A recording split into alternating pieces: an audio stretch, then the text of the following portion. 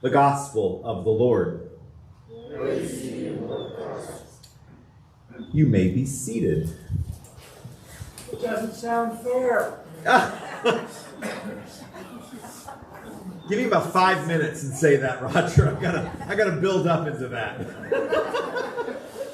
It doesn't seem fair. I want to just reframe this parable a little bit, because most of us don't work in vineyards.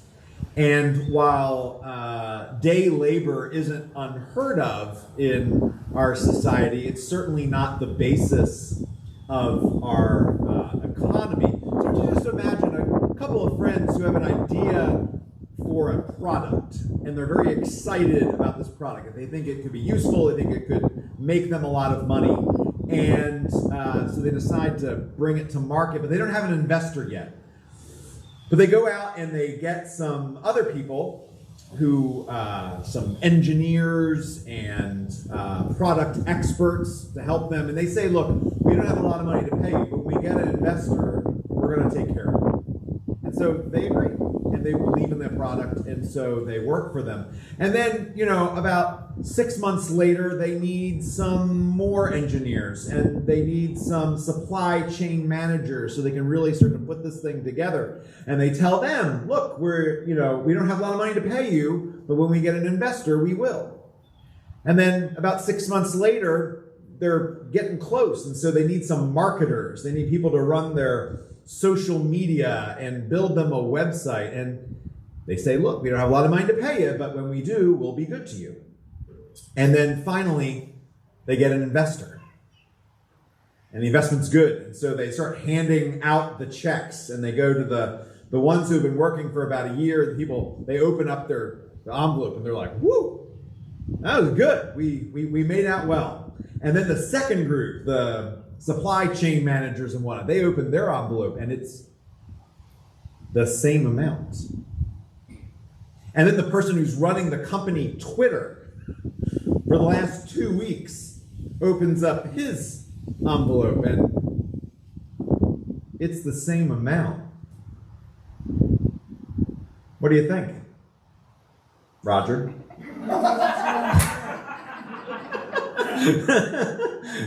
You beat me to it by 5 minutes. It doesn't sound fair. This parable runs right up against our notion of what is fair. And we are very sensitive when things aren't fair. I mean, we might be aware when things aren't fair in our favor. We are definitely aware immediately when things are not fair against our favor, right? That's not fair. This parable also rubs up against our notion of hierarchy. Like the people who worked for a year, the people who worked all day, they've been there longer, they have seniority, they deserve more than the person who just came in 2 weeks ago to run the company Twitter. There's a hierarchy, there's seniority.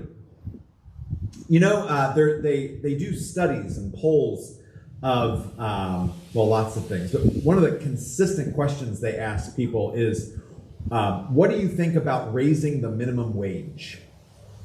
Do you know the number one group that is against raising the minimum wage? They're not against it because of politics or policy. The number one group against raising the minimum wage are those who make just a little over minimum wage. Maybe they started at minimum wage and then they work their way up. And when you go to them and say, hey, how about we raise everyone up to your level? They go, It's not fair. And it is nice to be a little higher in the pecking order. If we raised up everyone to equal, there's no one below me to peck. We have chickens, you know this. We have 2 little flocks of chickens, 3 older chickens and 3 new chickens. And there's a pecking order. You watch them just like you see who's on the bottom and you see who's on the top. And we sort of do the same thing. And this parable runs up against it. It's not a rare thing in the ancient world to have parables like this. There were actually other Jewish rabbis who told similar parables to this one around the time of Jesus. This is one from the Jerusalem Talmud. To what story may the life of Rabbi Bun be compared? A king hired many workers. One worker was excellent in his work. What did the king do? He took him and walked with him back and forth through the rows of crops and did not let him finish his day's work. Toward evening, when all the workers came to be paid, he gave him a full day's wages along with the rest of them. So what happens? The workers complained and said, "We toiled all day, and this one toiled only 2 hours." And he gave him a full day's wage. The Jerusalem Talmud continues by saying, the king said to them, "This one worked and accomplished more in 2 hours than you did the whole day."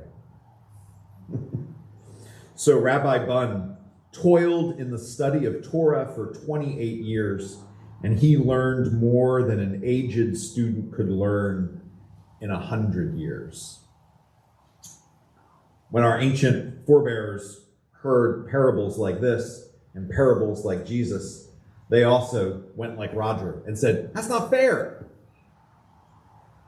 Which is what makes the opening words of this parable great all the more.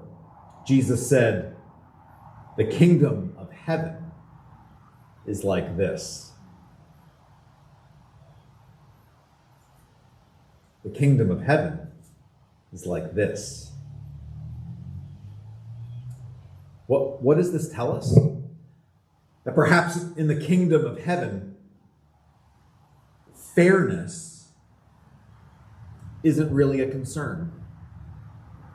In the kingdom of heaven, hierarchy, seniority, isn't really a concern. How do you feel about that? You have a little feeling right about here? Jack, you don't? No, because if someone found God the last day of their life, they're equally into heaven as someone who's been a Christian their whole life. That's exactly right. Yep. God's grace. Thank you, Jack. I can sit down. Between Roger and Jack, I don't have much work to do today. God's grace, mercy, love, and forgiveness doesn't come in increments. It comes maximally. God can't give us any more than God already does, because God gives the most. There is no half share. There is no quarter share. I kind of think this is more like the kingdom of heaven is like a family more than a vineyard. You know, I have 2 children.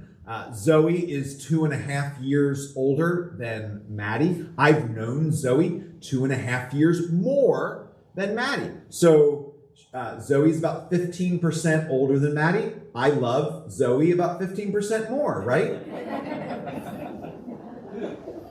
Zoe, what do you think? No, of course not. I'm 8 years older than my sister. I've known my mother 8 whole years more. When it comes, that's over 16% more. At Christmas time, doesn't my mother spend 16% more on me than on my sister? Or shouldn't she? No. Because I love each of my children maximally. And my mom loves each of her children maximally. And God loves each of his children maximally, not incrementally. And that's lovely, and that's good to know. That's good.